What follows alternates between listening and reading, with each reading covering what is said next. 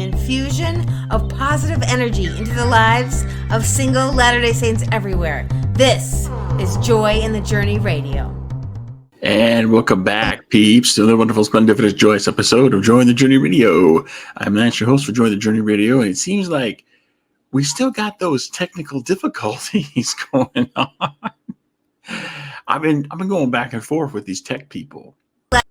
I honestly think that they just don't know what to do to solve the problem. So I'm jumping through their hoops and hoping that they stumble on the solution to what's going on here. But hey, we're going to march forward anyway. So welcome, everyone. Glad to have you here today. This is episode number 334. Today is book club day. Yes, book club is back in session, and we are going to discuss this book right here, The Four Agreements by Don Miguel Ruiz. I think it would be really cool if I actually had somebody here on the program to discuss these things with. Oh, and by the way, you see like the new background here. This is not new digs. Okay, I'm actually here in a hotel room in Falls Church, Virginia, which is not that far from Arlington, Virginia, Crystal City, where the DC Mid-Singles Conference is currently being held. I was planning to attend today, but I got up this morning and I dug into my work to do what needed to be done so that I could actually spend the weekend at a conference. And I worked up to the last minute, and then I just had enough time to just pack my bags and then come over here. And then by the time I got to my hotel and had everything checked in, I saw that if I go to the conference, which is what I plan to do, I'd have to turn around and come right back here to be here for the live stream. So, I thought, well, okay, I guess I'm not doing anything with the conference today. But I'll be sure to, have the full slate of activities for tomorrow. There's also the church meeting on Sunday morning. So I'm, the rest of it, I'm gonna be there. And I actually, longtime listeners of the program know I have misgivings about anything mid-singles, because in the past, mid-singles this, mid-singles that I've only had painful experiences from it. So I was a little hesitant to sign up for this, but I need a co-host. I need people to come on the program. And I thought, this is a wonderful opportunity to grow the audience and potentially find someone who could maybe serve as a co-host. I mean, everyone that I've asked so far said no. So, I got nothing to lose. I'm still on the ground floor. So I thought, let's go to this conference and just talk to people and see if I cross paths with somebody, or maybe more than one somebody, who would be interested in serving as a co-host. So look for that in the future. If you're watching this and you think you want to be a co-host, I'm not asking people to work for free, although, there's a trial period you have to pass through before I, start paying you. But, if you pass the trial period, I'm going to start you out at $15 an hour. And, eventually you can work your way up to $30. And you can do that in less than a year. In fact, it'll only take you a few months to get there. So, I want to bring this up, and I'm willing to take the moolah and slap it down on the table and say, I'm serious about this. So if you think you would, do well as a co-host for the program, and like I said, it may not just be just one. I may hire 2, 3, 4. I don't know how many I'm going to hire. If it makes a better program, I'm willing to lay down money for that. So yeah, we just go with that. And so if you think, go to the website, jointhejourneyradio.com, and they're on the contact page, send me a message and say, hey, I think I'd make a good co-host. So there's actually a page there on the website. I think I remember seeing it where I actually put details in about having this be a paid position. I think it's there. I think the page is called Jobs or Careers or something like that. I can't remember exactly. Anywho, look on the website, jointhejourneyradio.com. You can find that more information. So there's that. And that's why I see new surroundings for the program today. So I'm actually here in my hotel room when there's part of me would rather be at this singles conference, but when you have responsibilities of something bigger than you, sometimes you don't get to do what you really want to do. You have to attend to your responsibilities. So I'm here for you, peeps. I'm here for you. So with that, we can dig into the program today. So book club, yes, we're going to talk about the 4 agreements. Don Miguel Ruiz. It would be fantastic if I could have had some single Latter-day Saints from Mexico to join us here on the program, since Don Miguel Ruiz es de Mexico. But yeah, I'm sorry, I don't have that. I'm working on that too. I got some ideas for how I might bring that about. So watch for that in the future. I really want to put that international bit into the program because I think it would just be fantastic to hear perspectives of single Latter-day Saints from all over the world about the topics that we talk about here on the program. So, so that's where we're going today. So without any further ado, let's get this show on the road.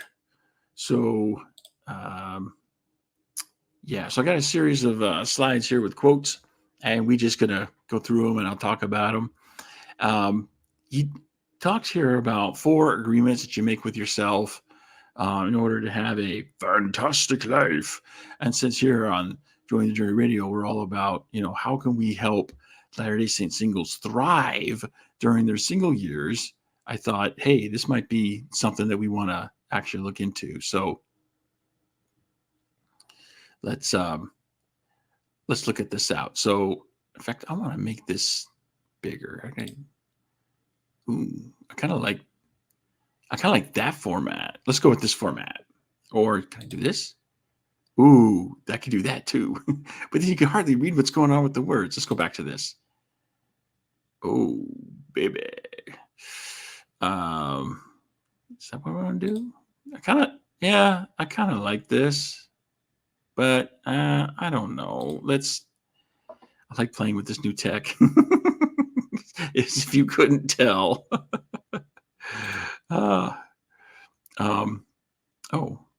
I just got rid of myself. I don't want to do that. Let's go back here. No, I don't want to do that. This? Yes, let's do this. Okay, so he starts off, there's like, a separate chapter for each one of the agreements that he goes through. But before he gets into the 4 agreements, he actually sets the stage. The subtitle of the book is A Toltec Wisdom Book, a practical guide to personal freedom. The Toltecs were, people who, First Nations people from southern Mexico. And so, the author is basically descended from this group. And he begins the book by setting the stage, helping you see the world through their lens. Now, I got to say something about, I remember when this book came out, in the late 90s, and it was all the rage. It was definitely like an Oprah thing. And whenever something like that comes along that's like a really big fad, I actually spend more energy staying away from it than looking into it. Because I want to give things time to settle down to say, is this a real thing? Or, is this just a fad that's just gonna, flash in the pan, here today, gone tomorrow sort of thing? And so here we are, some almost 30 years later, and people still talking about this book. So I thought, yeah, let's go ahead and dig into this. So the first quote here I have is from towards the beginning of the book, where he's actually setting the stage, and helping you see things through the Toltec lens, if you will. So I picked some things out of this introduction to start the program off with.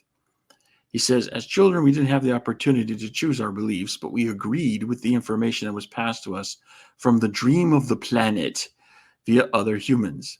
The only way to store information is by agreement. The outside dream may hook our attention, but if we don't agree, we don't store that information. As soon as we agree, we believe it, and this is called faith. To have faith is to believe unconditionally. That's how we learn as children. Children believe everything adults say. We agree with them, and our faith is so strong that the belief system controls our whole dream of life. We didn't choose these beliefs, and we may have, the typo there, we may have rebelled against them, but we were not strong enough to win the rebellion. The result is surrender to the beliefs with our agreement. I call this process the domestication of humans. So he's got like different languages, but if you actually get to the substance of what he's trying to say here, it's not that different from what we've been talking about for years here on Join the Journey Radio. And essentially what he's talking about here are what we on the program here call the assumptions behind our thinking. And this is why we keep talking about, you got to change the way you think. If you change the way you think, half your problems go away, because half the problems we have are related to the way that we think. And one of the big drivers behind what we think are the assumptions that we make about ourselves, about our lives, about other people, about the world around us. And that's essentially what he's talking about here when he talks about the dream of the planet, right? He's talking about like this lens, this perspective that we use to see things through. And what he calls agreements are actually what we would call the assumptions behind our thinking. And not just assumptions, but like habitual assumptions, things that we go back to again and again and again. So when he talks about like domestication of humans, he talks about how we're trained to think and operate in the real world. And, from the lens of Join the Journey Radio, I would simply call that, you've got your assumptions encoded as habits in the way that you think. And so as you go through your life day to day, you're just playing out the habits that are already stored up here in your head with the way that you think. And that's what he calls domestication of humans, I believe. If any of you think I'm getting this wrong, you want to argue with me, down below, comments, get that going. And speaking of comments, I have some news about the comments that we discussed in the program last week. So stick around for that. I'll get to that at the end of the program today. So don't go anywhere for that. Anywho, that I just wanted to put this from the beginning of the book because it kind of sets the stage for what's coming later. So if you see some of those terms and some of the later quotes, that's what he's talking about. So next slide. Okay. How many times do we pay for one mistake? The answer is thousands of times. The human is the only animal on earth that pays 1,000 times for the same mistake. The rest of the animals pay once for every mistake they make, but not us. We have a powerful memory. We make a mistake. We judge ourselves, we find ourselves guilty, and we punish ourselves. If justice exists, then that was enough. We don't need to do it again. But every time we remember, we judge ourselves again. We are guilty again, and we punish ourselves again and again and again. If we have a wife or a husband, he or she also reminds us of the mistake, so we can judge ourselves again, punish ourselves again, and find ourselves guilty again. Is this fair? How many times do we make our spouse, our children, or our parents pay for the same mistake? Every time we remember the mistake, we blame them again and send them all the emotional poison we feel at the injustice. And then we make them pay again for the same mistake. Is that justice? The judge in the mind is wrong because the belief system, the book of law, is wrong. The whole dream is based on false law. 95% of the beliefs we have stored in our minds are nothing but lies, and we suffer because we believe all these lies. So essentially, what he's getting at here is we have assumptions behind the way that we think. And, one of the things that, one of the assumptions that a lot of people have is that, you have to keep reliving. When you do something wrong or something that's not up to your standards of who you think you are, what you think you should be doing, I have this tendency to just keep playing it out in our heads. This is part of the messages that we give to ourselves. And that collection of messages together is what we call self-talk. So,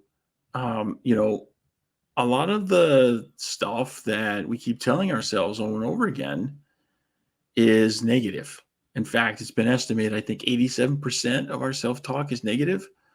And that's what he's getting at here when he says 95% of the beliefs we have stored in our minds are nothing but lies.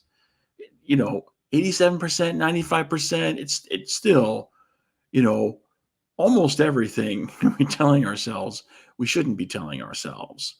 And it leads to suffering. It leads to negative energy. It leads to a whole bunch of emotions that in one form or another of suffering. And it's all needless, because all we're doing is playing out a habit in our head. The things that we tell ourselves as a part of self-talk, we do that out of habit.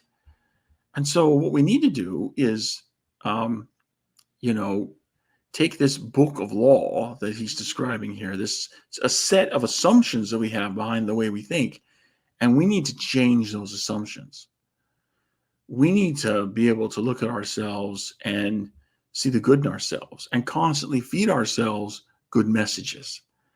And so the way we do that is by taking out the bad habit and replacing it with a good one. And you do that the same with self-talk as you would with any other habit that you're trying to improve.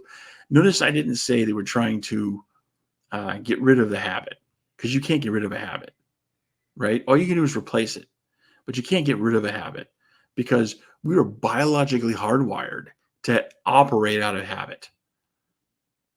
You can't. So you have to have a habit.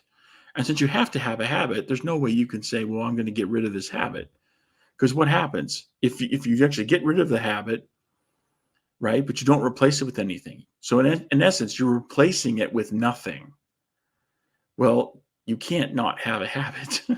I know it's a double negative. So all you English files out there, just, I'm sorry. That's just what it is. You can't not have a habit. So, what happens when you don't have a habit is you go back to the default. The default is to, go back to the habit you just got rid of. So then you keep doing the same thing over and over again. And a lot of people, when they get into the cycle, they get down on themselves because they think that there's something wrong with them for going back to the bad habit that they had before. When in fact, there's nothing wrong with them. Their operating system, so to speak, is working just as it was designed to work, just as it was intended to work. The problem is the software, if you will, the instructions that you're following that are encoded in the habits that you're playing out. That's what needs to change. So that's why I say you need to, if you have a bad habit, you replace it with a good one. Or if a less effective habit gets replaced with a more effective one. You want to be, really technical with the language.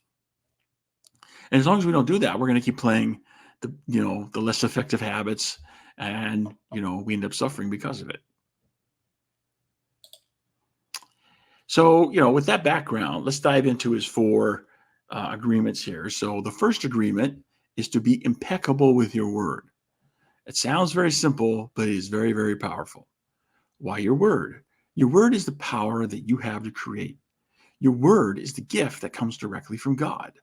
The Gospel of John in the Bible, speaking of the creation of the universe, says, "In the beginning was the Word, and the Word was with God, and the Word was God."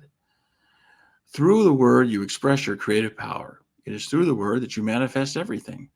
Regardless of what language you speak, your intent manifests through the Word. What you dream, what you feel, and what you really are will be manifested through the Word. The Word is not just a sound or a written symbol. The Word is a force. It is the power you have to express and communicate, to think, and thereby to create the events in your life. You can speak. What other animal on the planet can speak? I don't know, man. Have you ever seen Planet of the Apes? I'm sorry, I couldn't resist. The word is the most powerful tool you have as a human. It is the tool of magic. But like a sword with two edges, your word can create the most beautiful dream, or your word can destroy everything around you.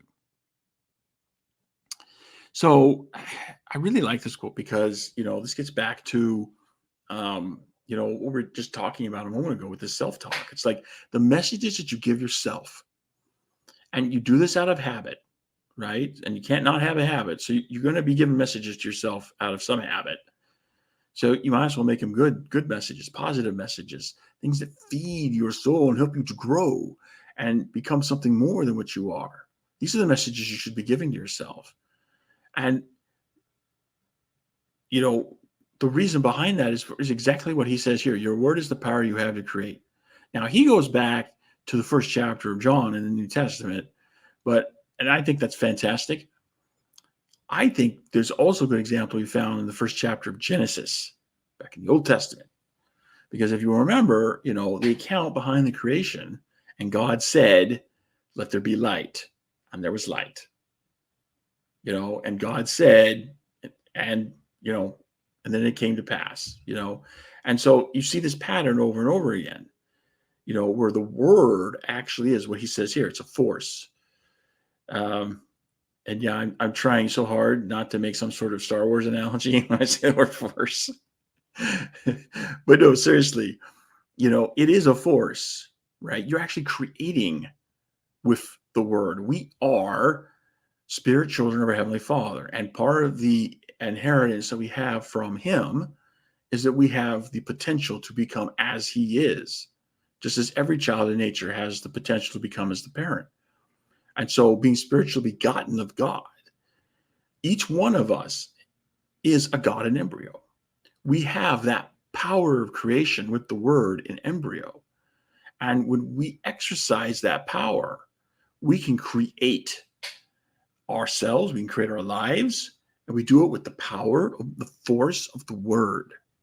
So when he says to be impeccable with your word, he's being very serious about this. It's like you have to recognize that your words are powerful, and the messages that you feed to yourself through self-talk can either, bring you up, and as he says here, create the most beautiful dream, or it can tear you down, and as it says here, destroy everything around you. So, the first step toward making sure that your self-talk is feeding you positive energy is to be aware of what your self-talk actually is. That, you have to stop yourself. When you feel messages inside your head, you have to stop yourself and you have to say, okay, if this is something, it's better if I decide this ahead of time, right? Decide that you're going to replace it with something else. And decide what it is you're going to replace it with, right? So that, when you catch yourself giving yourself that negative message, you can stop and just, backtrack and say, okay, and then feed yourself the positive message. And you do that enough times, then feeding yourself that positive message becomes the habit. This is something that I think deserves a lot of attention. And so, when he says be impeccable with your word, I mean, he is talking about integrity, but he's also talking about an awareness and a recognition of the power that words have in creating the lives that we live.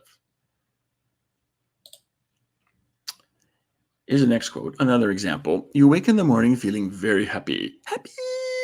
You feel so wonderful. You stay 1 or 2 hours in front of the mirror, making yourself beautiful. Now, right there, he's talking about a woman. Right? He ain't talking about no man. I don't know any man, alpha male, beta male, whatever. I don't know any man who's going to stay, 1, let alone 2 hours in front of a mirror, making themselves look beautiful. Not happening. The guy might stand there for half a minute, admiring himself, or in my case, because I mean, let's face it. I mean, this isn't me being negative on myself, right? It's just everyone acknowledges I'm not much to look at. So, In my case, it's more like half a second. I see myself, I was like, oh, don't want to see that. And I look away. That doesn't mean I have a bad opinion of myself. It just means I recognize people just don't like looking at me. So I just embrace that. Anyway, back to the quote. So, well, one of your best friends says, what happened to you? You look so ugly. Look at the dress you're wearing. You look ridiculous. That's it. That is enough to put you all the way down in hell. Maybe this girlfriend just told you this to hurt you, and she did. She gave you an opinion with all the power of her word behind it.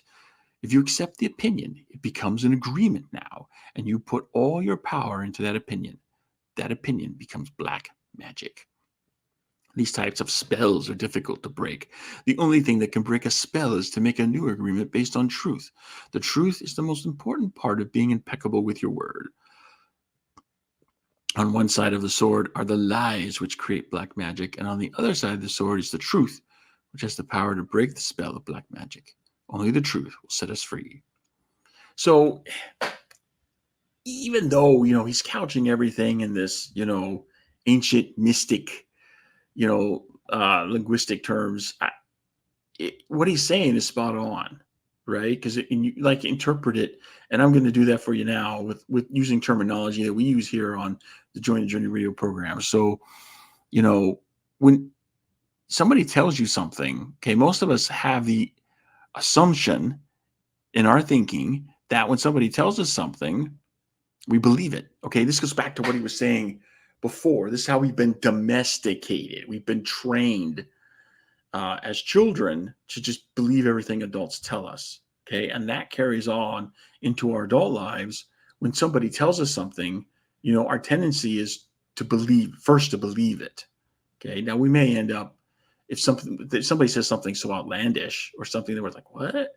Okay, then we start, questioning things and suspending our disbelief and all that stuff. But, initially, we've been habitually trained, domesticated, if you will, to just automatically believe what people tell us. And, if the message that we're receiving from other people is negative, then we're just going to adopt that into our self-talk, and we'll start giving ourselves that same message or messages like that message over and over again in our heads. And this is what he's talking about, the spell of black magic, right? He's talking about self-talk, right? And the only way to break a spell, the only way to get rid of this habit is to make a new agreement based on truth, is to have a new, more effective habit. And you have to base it on truth. And so, the truth of the matter is that, we're all children of our Heavenly Father. And, there's a lot that comes out of identifying ourselves in that way. A lot of things that are positive, that are uplifting, that are ennobling. So, only the truth will set us free. And, when you embrace the truth, then, yeah, you actually can be set free. So the other thing about this quote that I really like, he doesn't come out and say it in this quote. He actually does say it a little bit later in the book. And I don't know if I pulled that quote from it or not, but just in case I didn't. Just because somebody tells you something doesn't mean you have to believe them. I mean, we have agency. So when somebody tells you something, you don't have to believe it. If somebody's telling you something that's going to bring you down, you don't have to believe that. You can choose not to believe that. In fact, I think I did pull something out about that. Let's see. Is that the next one?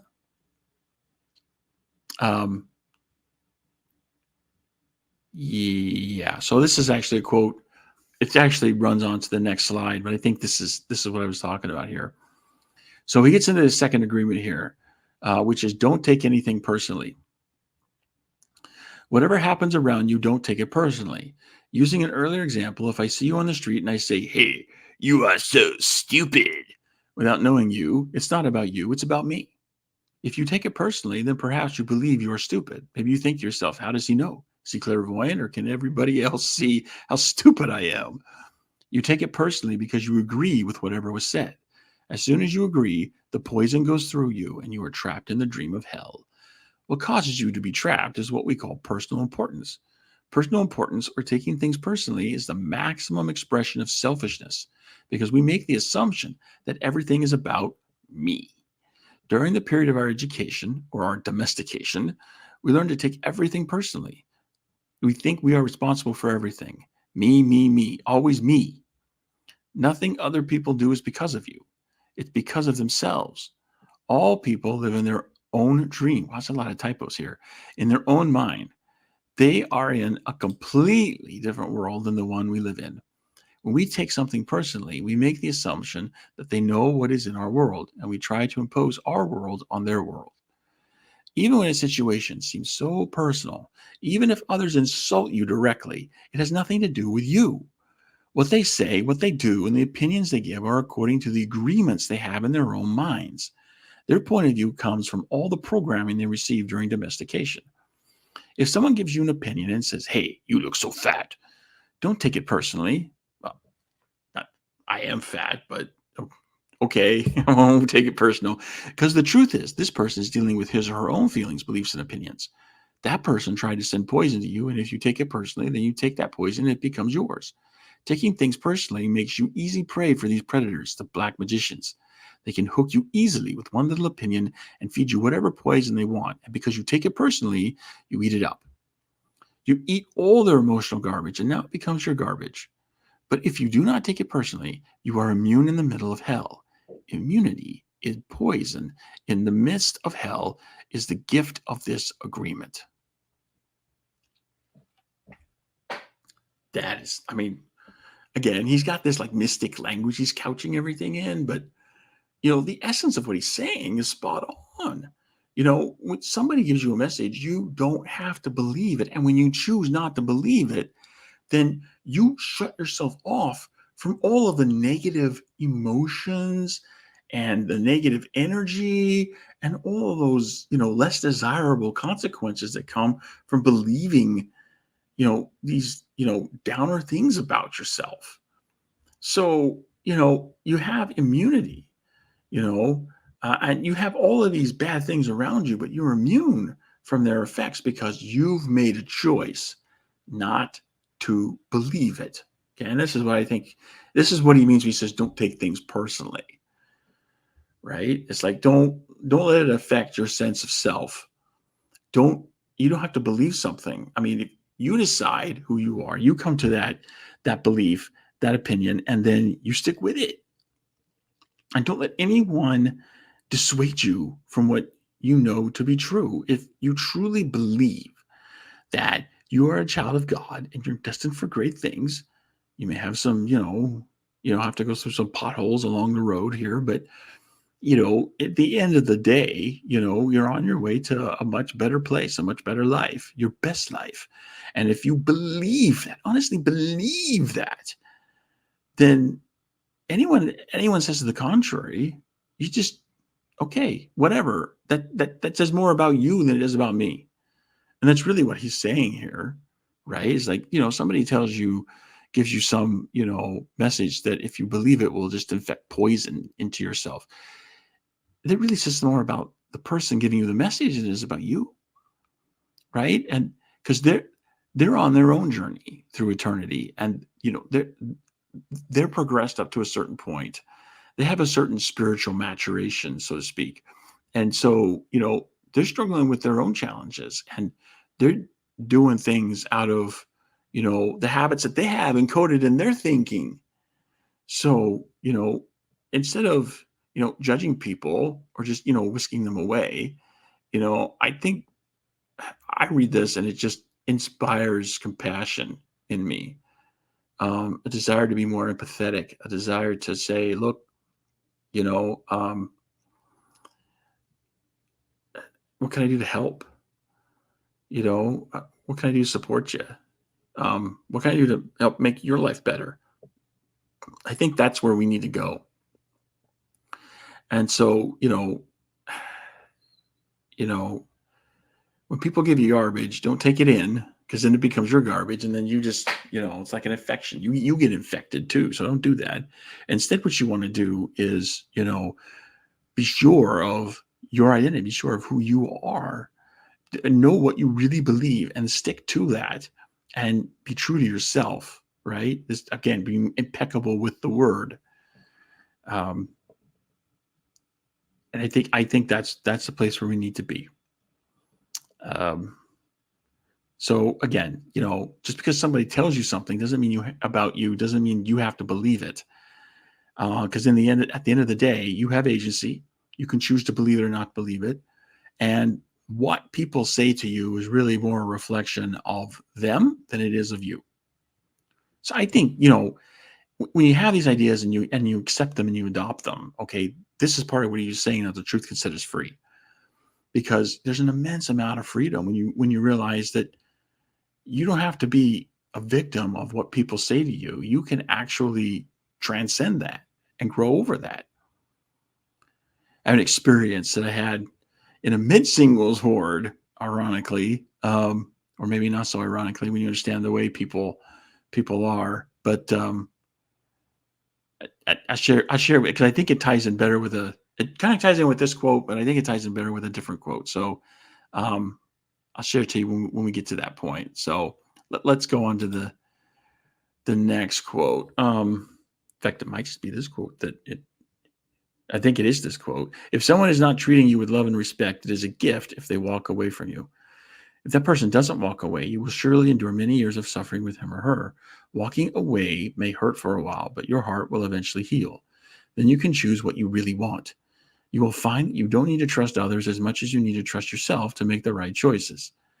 When you make it a strong habit not to take anything personally, you avoid many upsets in your life. Your anger, jealousy, and envy will disappear, and even your sadness will disappear if you don't take things personally.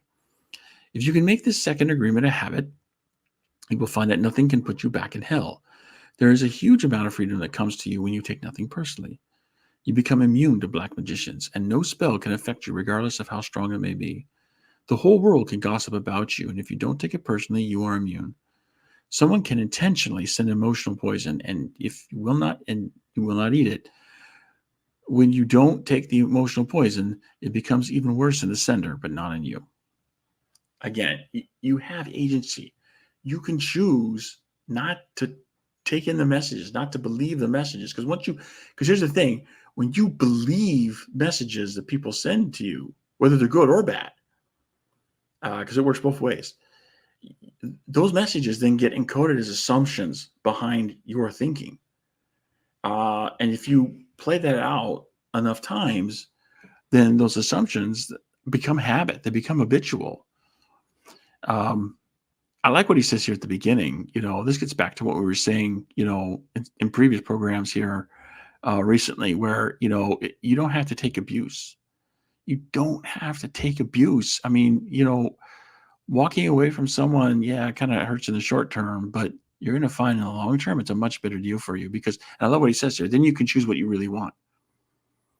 You don't have to settle for, some undesirable situation just to get, a little bit of the thing you're looking for. You should have enough belief in yourself to where it's like, look, people who aren't going to support you in being your best you, then you need to just walk away from those people. And yeah, it hurts in the short term, but in the long term, you get to choose more of the people that you're going to be around.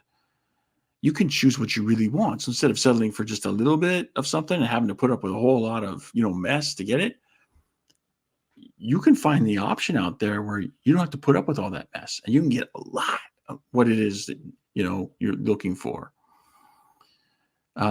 You'll find you do not need to trust others as much as you need to trust yourself to make the right choices. So many of us are looking to other people for other people to act in a certain way before, we adopt the state that it is we're looking for in life. But the reality is the only one who can decide where it is you want to be is you.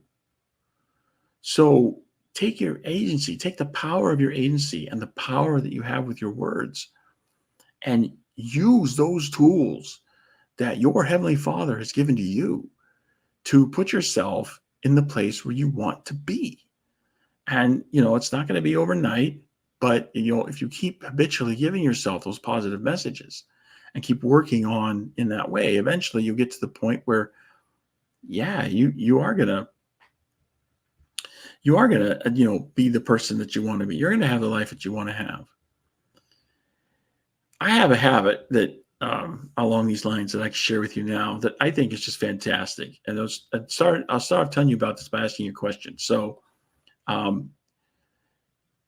if you had $2 to spend, and I said that spending those $2 could change your life, would you spend the money? Would you spend the money if it only cost $2 to change your life? Well, I would put to you that $2 can change your life, because even though we're in these difficult economic times, we're dealing with inflation, and yes, it could be worse, but what we have today is not exactly where I would want things to be. It is challenging, but hey, $2 can still buy you a spiral notebook. So, I took $2 and I bought actually 2 spiral notebooks, because I found some that were for $1 each. And I use those notebooks every day. And let me tell you what I do with them. So I devote a page in the notebook to each day. So in the morning, I'm going to write the goals that I have for the week. I'm going to write those at the top of the page at the start of my day. And then I'm going to, do my best to work on those goals and make progress, move myself closer to where I want to be. At the end of the day, I'll use the second half of that page to write my goals again, and then I give an accounting. Like, how much of this goal have I accomplished? How much of this goal have I accomplished? And then I compare.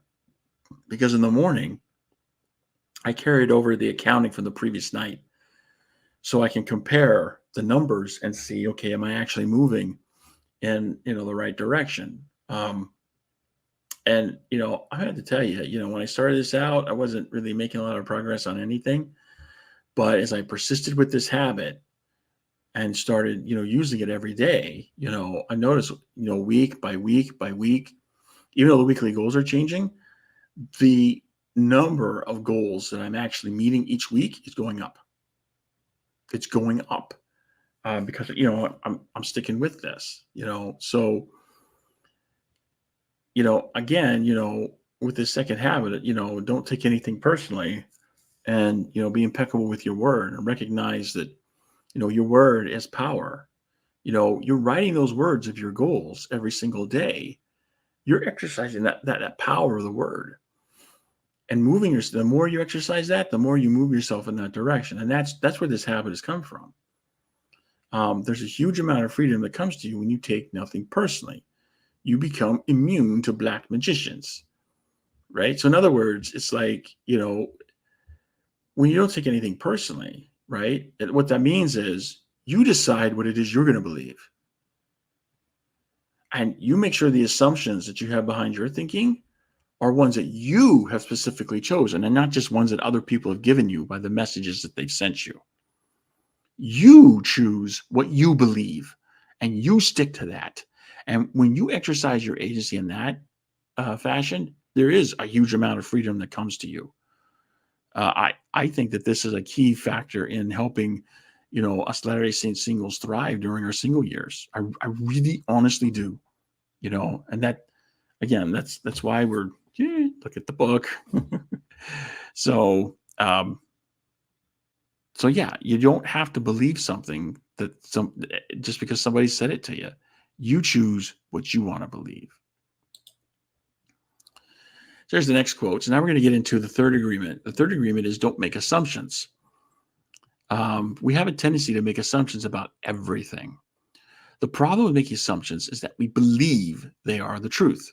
We could swear they are real. We make assumptions about what others are doing or thinking. We take it personally. Then we blame them and react by sending emotional poison with our word. That is why whenever we make assumptions, we're asking for problems. We make an assumption, we misunderstand, we take it personally, and we end up creating a whole big drama for nothing. We create a lot of emotional poison just by making assumptions and taking it personally, because usually we start gossiping about our assumptions. Remember, gossiping is the way we communicate to each other in the dream of hell and transfer poison to one another. Because we are afraid to ask for clarification, we make assumptions and believe we are right about the assumptions. Then we defend our assumptions and try to make someone else wrong. It is always better to ask questions than to make an assumption, because assumptions set us up for suffering. So this actually leads into the next quote that I want to share with you, which talks about relationships, which, and I think has really good important, not just for like committed relationships, like you're married or whatnot, but I think it has to do with each stage of the dating journey. So we'll get to that when we get to the next quote. For the purposes of this quote, I wanted to share with you a story. And this is the one that I referenced earlier, because this quote plays into this story here. So I was in a mid-singles ward in Seattle some years ago, and I had made great sacrifices to be in that ward. I, was living on the other side of the country, so I had to move to the other side of the country. And at the time, there was a recession, and my employer wasn't really hip on, me working remotely, and so I had to quit my job in order to be a part of this mid-singles ward. And, the reason why I did it is not just to be in a mid-singles ward. I mean, I was looking for my eternal companion. I was looking for an opportunity to make and keep a sacred covenant. And so because of that desire that I had, I was willing to quit my job. It was a good paying job too, during a recession, and move clear across the other side of the country. And where I didn't know anybody. I didn't have a job set up. I didn't have a place to stay even. When I arrived, I was living out of a hotel for a few days until I could find something. And to think about the kind of faith that takes, all for the desire to make and keep a sacred covenant with our Heavenly Father. I mean, that should have made me like a hugely attractive, guy in the scene. But apparently, the ladies were too full of, I don't know if it's just what, they're part of that participation trophy generation, or they watched too many Disney movies. They had this princess mentality that, somehow I was beneath them, and, they wouldn't be moving up if they got in a relationship with me. They didn't even want to talk to me. And, one instance I remember in particular is I remember being in the room during Sunday school, and every seat in the room was filled except for one. And it was a seat right next to me.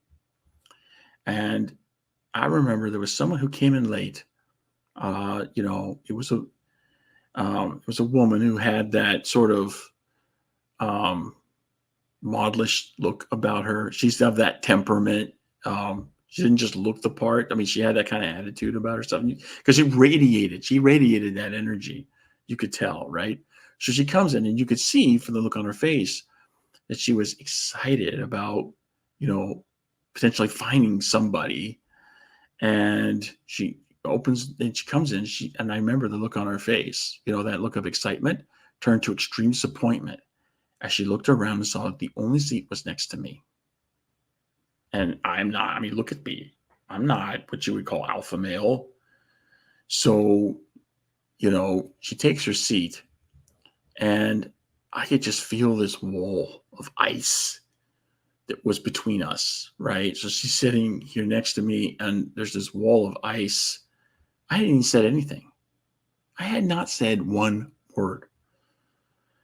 And, so class goes on, and then, at the end of class, there's the closing prayer. And, during the prayer, I'm thinking to myself, I should probably just be friendly with her, and just say hello and see if I can start a simple conversation. I'm not looking to this woman, because again, she's got that attitude, that she's broadcasting that energy. That's like, yeah, that doesn't really suit me. That to me, that juice is not worth the squeeze. So, I'm letting it go, but it's like, hey, we can be friends. We can, let's be friendly. Let's make people feel like they're a part of something. We can invite people in. And so, I said, okay, I'll just start by saying hello. And when the prayer was over, I did not even get the opportunity to say the first syllable of the word hello because this woman was boom up out in her seat and far away from me as she can. And I can remember the feeling that overcame me. How it made me feel like I was absolutely worthless. Not only am I unworthy of being spoken to, I don't even have the opportunity to make a friend. I don't even have the opportunity to show that I have goodness in me, to share that goodness with someone else. It has nothing to do with romance. And I remember thinking to myself, I sacrificed everything for this. This story plays into everything we're talking about with this book. Think about it for a moment. She didn't actually say anything to me. Not one word, not even one syllable. And her actions, prevented me from actually saying any one syllable to her.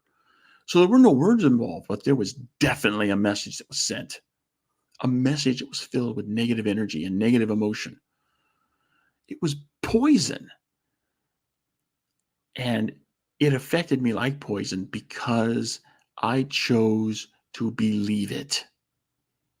If I would have just stopped myself and just said, look, I'm not going to take this personally. I'm not going to believe your message because I know who I am. I'm a son of the living God. I'm a holder of the holy Melchizedek priesthood. I have his authority, his power to act in his name. I'm not nobody. I'm not worthless. I'm trying to make and keep as many sacred covenants as I can.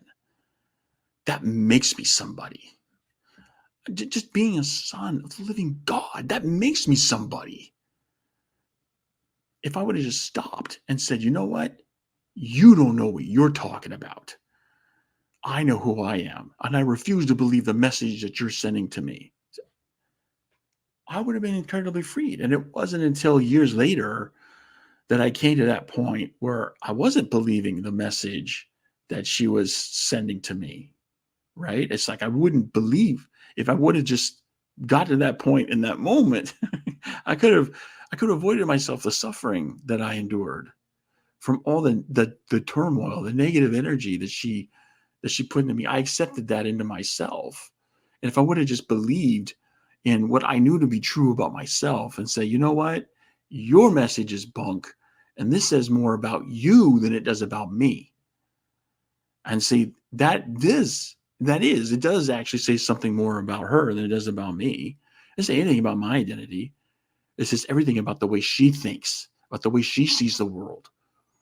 And the way she sees the world is through the prism of the natural woman, which says, you know what? I have to attend to hypergamy. I'm only interested in associating with people who can give me what I want. And what I want is to date up. I want to marry up. I want to better my situation. And you're beneath me. See, that doesn't mean because she believed that about me, that doesn't mean that I'm beneath her. That just means there's something wrong with her thinking. There's something wrong with her thinking. She's got a faulty assumption in her head that she needs to clear out. That's what that episode really said.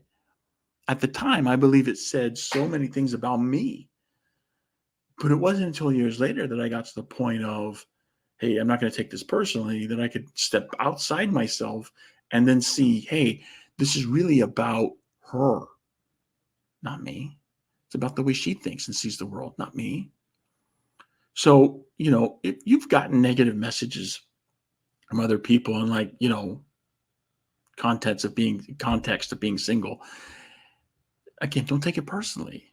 You don't have to believe what other people are giving to you. You can be free from all of that negative emotion that you experience if you just use your agency and choose what it is you're going to believe about you. And if somebody's giving you a message that's not consistent with the identity that you have, don't believe the message. Just don't believe the message. But too often, we just take in what other people tell us. And we also, when he gets here at the end, he starts making the assumption. We start making assumptions about what other people believe, and this wreaks havoc in relationships. I think this next quote, yes, is about relationships. So here he's talking about, well, he says any kind of relationship. In the book, the examples that he gives are very clearly about marriage relationships between a husband and a wife. But the principles behind what he's teaching here can be applied to any kind of relationship. So, those of us who are single, who are, engaged in this thing called a dating journey, this can help. And for any stage of the dating journey, friendship, casual dating, exclusive dating, engagement, doesn't matter what stage you're in, this is for you. Check this out. In any kind of relationship, we can make the assumption that others know what we think, and we don't have to say what we want. They are going to do what we want because they know us so well. If they don't do what we want, what we assume they should do is another typo. What we assume they should do, we feel hurt and think, how could you do that? You should know. Again, we make the assumption that the other person knows what we want. The whole drama is created because we make this assumption and then put more assumptions on top of it. We make the assumption that everyone sees life the way we do. We assume that others think the way we think, feel the way we feel, judge the way we judge, and abuse the way we abuse. This is the biggest assumption that humans make.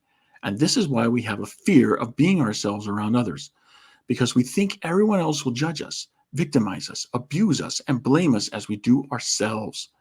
So even before others have a chance to reject us, we've already rejected ourselves. That is the way the human mind works. And that is a pure truth bomb, peeps. 100% pure truth bomb. We actually talked about this earlier. I mean, you remember back, I think it was a couple of months ago, we were talking about Carol Dweck's book called Mindset. And if you haven't watched that video, go watch it. You can find it, there on YouTube, Rumble.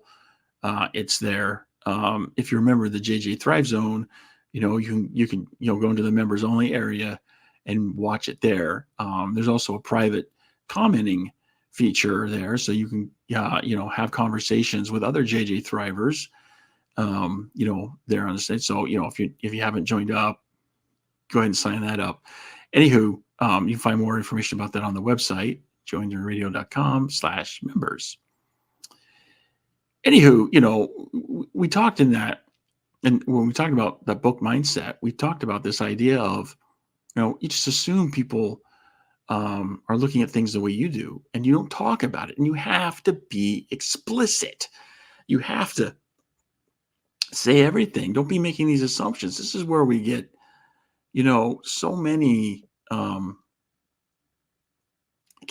problems with relationships, because we make these assumptions, and this is one of the faulty assumptions that I think a lot of people have, just assuming that the other person, if they know you, then, you shouldn't have to say anything. But here's the deal, peeps. For somebody to really know you would take a lifetime. You'd have to live with someone for a long, long time to get to that point. And, even then, there's always, room for error. So why not just be explicit about it and just have the courage to speak your mind and speak the question and just say, look, I think X, Y, Z. And, if you see the other person thinking ABC, well, then it's good you didn't act on your assumption, because you're obviously thinking about such things a different way, right? It sounds so simple, and yet so many of us fall into this trap of assuming that everyone else around us see life the way we do. And no one is going to see everything in life exactly the way you see it. This is part of the value that we all have as human beings, is our uniqueness. We're like a snowflake, no two are exactly the same. And I think that's a good thing. That's a great thing. Life has so much, possibility and variety because of that diversity. So it's not a bad thing at all. But, in order for us to work with that, to grow from that, to thrive from that, we have to be explicit when we're communicating and interacting with other people. We can't just assume that, because people know us, that they should automatically know what it is that they need to say or feel or do or whatever. It just doesn't work that way. We have to be explicit with it. And that can be difficult. But again, it's like, it goes back to like the first two assumptions, agreements rather, that the author is talking about. The first agreement, be impeccable with your word, right? You're not going to assume anything. If you want to be impeccable with your word, you're going to speak it all out and get it all out there on the open, on the table. And don't take anything personally, right? So that when you find that the other person that you're interacting with does see things differently than you do, then you don't have to feel threatened by that. You don't take it personally. In fact, if anything, you rejoice that there's diversity in the world, that you don't have to deal with the same thing over and over and over again. So yeah, I mean, variety is the spice of life, and it's so true. So let's quit making assumptions that people should automatically know, that it doesn't work that way. Okay. Women are more, quite frankly, far more prone to go into this trap than men are. That doesn't mean men can't do it. I think a lot of men have actually fallen into this trap, but women are just biologically hardwired for it, because women are biologically hardwired to process decision-making with emotional logic, right? So emotions are more about feeling than they are about speaking. Whereas men are biologically hardwired to process decision-making with intellectual logic, which is less about feeling and more about speaking, using words to craft, intellectual logic. So, yeah, it's not that men can't fall into it. It's just that because of the way we're hardwired as men and women, with the way we think naturally, that women are more prone to fall into this trap than men. Doesn't make women inferior. That's just the way it is. I mean, there are other ways in which, women have an advantage over men. So I think in the long-term view, when you step back and see the forest from the trees, everything's kind of more or less equal out. But like he says, that's the way the human mind works. I got a couple other quotes, or is it just one quote that goes long? No, it's a couple other quotes. So here's the second to last quote, talking about the fourth agreement. So there's just one more agreement, but it's the one that allows the other three to become deeply ingrained habits. The fourth agreement is about the action of the first three. Always do your best. Under any circumstance, always do your best. No more, no less. Now, when I first read that sentence, I was like, wait a minute, what are you talking about? I mean, I can understand doing less than your best, but more?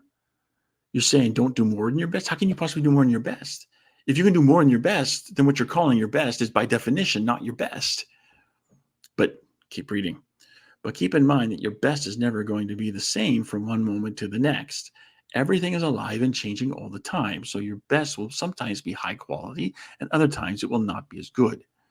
When you wake up refreshed and energized in the morning, your best will be better than when you are tired at night. Your best will be different when you are healthy as opposed to sick, or sober as opposed to drunk. Your best will depend on whether you are feeling wonderful and happy, or upset, angry, or jealous.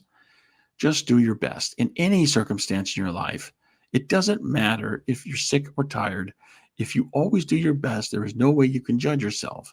And if you don't judge yourself, there's no way you're going to suffer from guilt, blame, and self-punishment. By always doing your best, you will break a big spell that you have been under. just so spot on. I mean, I can't say enough about this, right? Always do your best. So what he's saying here is like, when he says he's talking about your best, he's talking about your best in that moment. It's your best in that moment. So, in this particular set of circumstances that you're in that moment. So the problem that we get into, I think, is that, we start making comparisons between, what our best is and what someone else's best is. And, these comparisons across other people are they're rarely effective. Notice here how he doesn't even talk about, other people, right? He's talking about like, comparing you with you. And, he's saying, don't even do that, right? I mean, we've said here often on the program that the only fair comparison that you can make is with you. Like, this is the me I was yesterday, or, the comparison today. This is the person I was 5 years ago, 10 years ago, 15 years ago, and compare that with the person I am today. And I still think those are fair comparisons. But here he's the author of the book here is saying, don't even bother making that comparison. Just focus on living in the moment and doing the best you can in that moment. The part where he says here and towards the end, just do your best in any circumstance in your life. And when I read that in the book, I instantly thought of, us Latter-day Saint singles. And it reminded me of something that President Oaks said many years ago. I think it was 2009 or 2011, where he gave that classic discourse on divorce. And there in that talk, he actually says something very much like this. He says, the Lord will, give you every blessing that, you're worthy of receiving if you just do the best you can with whatever circumstances you have. And so, I like what he says here about, always do your best, because if you always do your best, then, how can you hold yourself to be accountable for anything? It's like, in any moment, I always did the best that I could in whatever circumstance I was in. And so you don't even go down this road of giving yourself fodder for negative self-talk. You just eliminated that altogether because you did your best, and you always did your best. And who can be expected to do more than your best? I'm reminded of classic verse. In fact, if I pull out my phone here, so we all use these things now, right? That reminds me of a scripture from the Book of Mormon. So let me pull this out and look this up really quick, because I want to get the wording right. I mean, I could paraphrase it for you, but I really want to get the wording right. So this is from King Benjamin's speech. And I think it's toward the end of Mosiah, chapter 4. Yes, chapter 4, verse 27. And see that all these things are done in wisdom and order, for it is not requisite that a man should run faster than he has strength. And again, it is expedient that he should be diligent, that thereby he might win the prize. Therefore, all these things must be done in order. So in other words, you don't have to do more than what you're actually able to do, but, you should be diligent. You should make sure that you do something. You should make sure that you always do your best. That's exactly what the author here is saying. Always do your best. And, that thereby he might win the prize. And that's exactly, and part of that prize is what the author gets here, the freedom that you give yourself from all the negative self-talk that you would actually be giving to yourself if you didn't do your best, because then that would be, evidence of, gee, you're not as good as you think you are. And, look at this, you're just so horrible, and you messed up here, and you didn't do that there. And it's just, one thing leads to another, and you can't be giving yourself these horrible messages. Just stop that. Don't even put yourself through that. Right? If you always do your best, then you don't have to worry about that. And that freedom from that worry, that blame, that self-punishment, That in itself is, I think, part of the prize that King Benjamin is getting at here. There's, of course, the prize of accomplishing what you can do, achieving your potential, becoming your best self. Yeah, all that's good. And that is a big part of the prize. But I think a part of the prize is what you receive all along the way. This freedom from guilt, blame, and self-punishment, because you always did your best. Here's the last quote, and I really like this one. Doing your best, you're going to live your life intensely. I'm going to start over and read that because I should have emphasized this, because this is so important. I mean, this goes back to what I was saying before about living in the moment, which is a theme that we've actually gone back to again and again here on the program. Doing your best, you're going to live your life intensely. You're going to be productive. You're going to be good to yourself, because you will be giving yourself to your family, to your community, to everything. But it is the action that is going to make you feel intensely happy. When you always do your best, you take action. Doing your best is taking the action because you love it, not because you're expecting a reward. Most people do exactly the opposite. They only take action when they expect a reward, and they don't enjoy the action. And that's the reason why they don't do their best. If you take action just for the sake of doing it, without expecting a reward, you will find that you enjoy every action you do. Rewards will come, but you are not attached to the reward. You could even get more than you would have imagined for yourself without expecting a reward. If we like what we do, if we always do our best, then we are really enjoying life. We are having fun. We don't get bored. We don't have frustrations. This is so key, peeps. It's so absolutely key here. Doing your best, you're going to live your life intensely. This gets back to what we've talked about here in the program, the joy of living in the moment. You know, think about what it means to do your best. Like the actual logistics of actually executing that continuously all throughout the day, and then doing it again the next day and the next day and the next day. The habits that we have ingrained within ourselves that basically control 95% of what we do day in and day out, done out of a habit. We don't actually set habits based on doing our best. We set habits on good enough. Think about that now. If 95% of what you do is out of habit, and the habits that we typically make are not about doing your best, but about just, doing good enough to get by, then what would it take to live this fourth agreement? Always do your best. It means you're going to have to act outside of that habit and adopt a new habit, right? Which means you're going to have to be present in the moment. You're going to have to live in the present moment and put your mind consciously on what you're doing. This is why he says, doing your best, you're going to live your life intensely, because you're not just going to be operating out of habit, at least not initially, right? Because the old habits that we've had are all about good enough. And here he's talking about doing your best, which is very often more than just good enough. So to live this fourth agreement, you have to take things up a notch or two or three. Doing your best, you're going to live your life intensely, because you're going to be so focused on trying to get the best out of yourself in every moment throughout the day.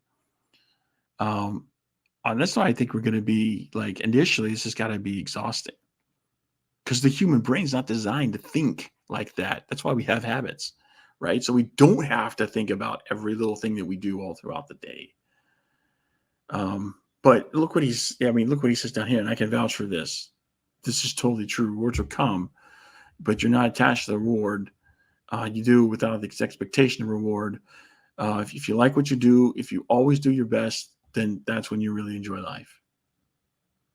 Because there's something about being engaged with the present moment and living in the present moment and being in the place where you are that unlocks a secret cabinet of joy that otherwise just remains shut.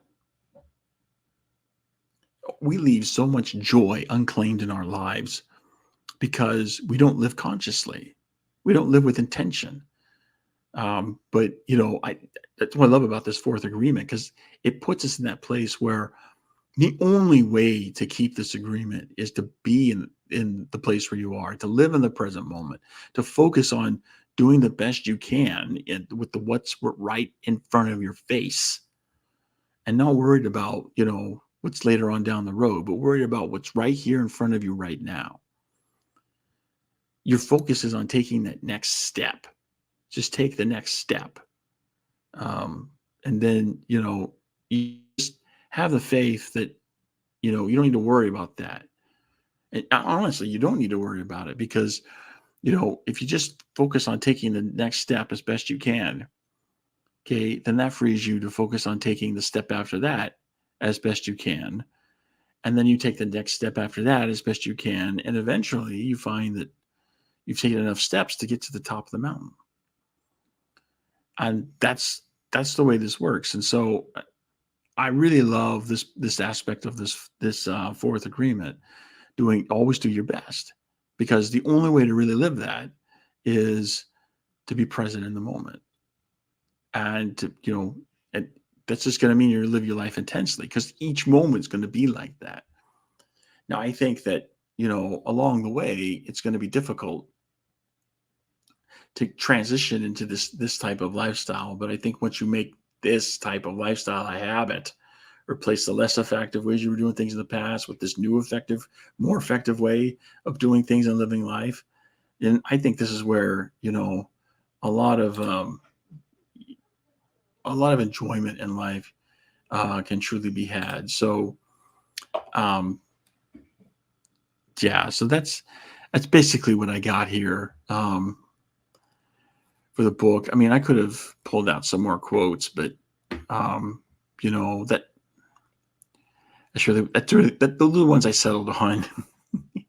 I could have picked up more, but those are the ones I settled on. So again, if you haven't read this, pick it up. Now,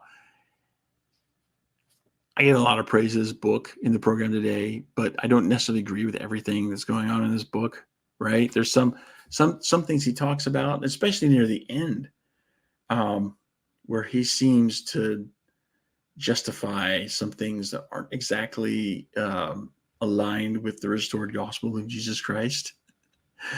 This talk about, just accept people for who they are. And, when he's writing this back in the, late 90s, it was sending a different message maybe than what it's, the common interpretation of that type of message in, the early 2020s. Very different. And so, yeah, there's some of that stuff there. He talks about how, respect for the body is just, letting your body do what it wants and not refraining from anything. And I'm just looking at this and thinking, whoa, okay. We know where that kind of thinking leads, right? Again, not consistent with the restored gospel.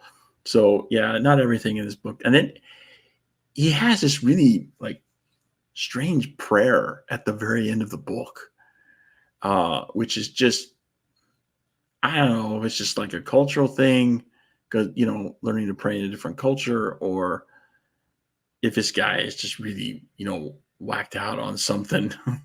I don't know. But, the prayer he has in the end, I think was too weird for me. So yeah, I'll let you read it. You judge for yourself. Feel free to, leave comments down below. If you liked, what I had to say about the book, or you didn't like something I had to say about the book, down below, people, feel free to make comments. And speaking of comments, so, those who saw the program for last week will remember that, I shared a couple of comments and that someone had placed on a previous episode of Join the Journey Radio. And we were talking about how, I'm not sure if this is a human being or just some sort of bot that's leaving this stuff here. And I issued a challenge and said, okay, so if you're actually watching the program and you're a human being, then why don't you make a comment to the program and for this week and explain why it is you chose this you know ridiculous username that looks like some kind of auto-generated password. Why is that your username? Why did you pick that? Well, here we are a week later, and that user has not left any comments. So I'm going to conclude that what we were looking at was a bot and not a human being. And so accordingly, I have deleted those comments. And I've also put a filter on the user so that we don't get anything more of that. Now, that doesn't mean that, some other bot with a different username is going to put stuff here that may happen. I don't know, but if you're a human being and you have something to say about what I had to say, comments are for you. I'm not really into the whole bot thing. Sorry. So, yeah, feel free to leave comments. I don't see, I don't see any comments from the audience today. So, if you can make comments during the program, with the comment feature there. So if you're not seeing it, maybe I got to get the tech guys talking about that too, right? So not only do, videos have a hard time playing, but yeah, maybe there's some technical problems there as well. So at any rate, that is all that I have for you this week. So, if you like what we're doing here with Joy and Journey Radio, please, and you're watching us through some social media channel, go ahead and, hit, like the video, subscribe, follow, whatever, because that stuff really does help us get the algorithms, get the message out to other people, and spread the wonderful joy that we can experience together through Joy and the Journey Radio. So, hopefully what I had to say helped you in some way. If not, then I'm sorry. Come back next week and maybe we'll have, have a better go at it. So until next time, it's your host reminding you there is joy to be had all along our journey. So take that joy and journey on.